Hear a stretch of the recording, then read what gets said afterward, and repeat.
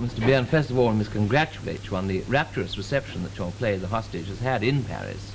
Thank you. But according to Derek. the Times correspondent, and I quote here, he said that it was clear that 9/10 of the audience failed to understand or even to hear more than 1/10 of the action or the dialogue.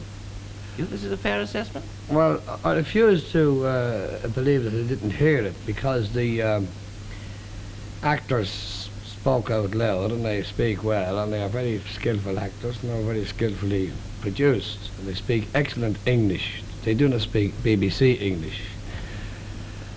On the other hand, I would say that I do not see how most of the audience could have understood the dialogue, which was a mixture of Cockney, Dublin, and was generally the language of the people that Chesterton said, "We are the people of England and we shall be heard yet," or something like that, except that on this occasion we joined the people of Ireland in with them, just to make things easy for the French theatre going public.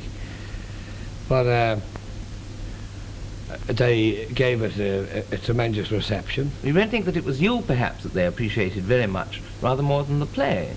No, they didn't see me, they didn't know it. I don't see how they could have known of my existence, except they'd read Interpol reports or something from Scotland Yard or something. But you did in fact work for several years in Paris, Mr. Behan, did you not, as a house painter? Well, I was a painter, but not for several years. I was never a house painter for several years anywhere. For some time? I regard house painting, I regard the whole building trade as a dangerous and hazardous occupation. I mean, I would walk across Niagara Falls rather than be a house painter again. I would take the risk of several sort of hazardous occupations. I mean, you could fall off things. But nonetheless, you did work as a house painter in Paris. Yes, we are. Did you find Did you find the French as appreciative as a people then?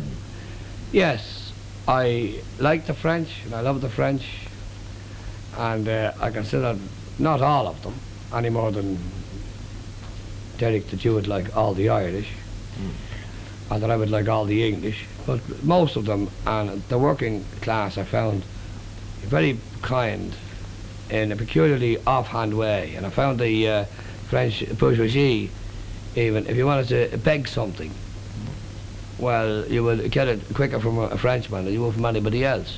Like, you wouldn't make a song about it. Well, now that you've had success as a writer, then, you have no nostalgia for going back to being a house painter of any kind? By God, I can assure you that I have, most certainly have not. Well, since you've had this success, you've become something of quite a literary figure in London. Yes. Are there any aspects of this sort of existence that you don't enjoy? Well, I don't enjoy being interviewed. And I also, somebody, I was asked one time, had success spoil me? I said, no, I was always like this. But most of what I like, I enjoy it, actually.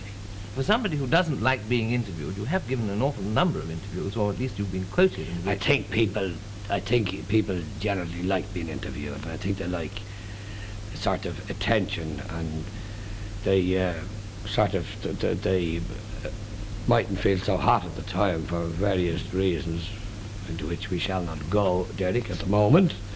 Well, you say that success hasn't changed. Hasn't spoilt you in any way. It has spoilt me. I was always like this. Your way of life at all? It's changed my way of life in that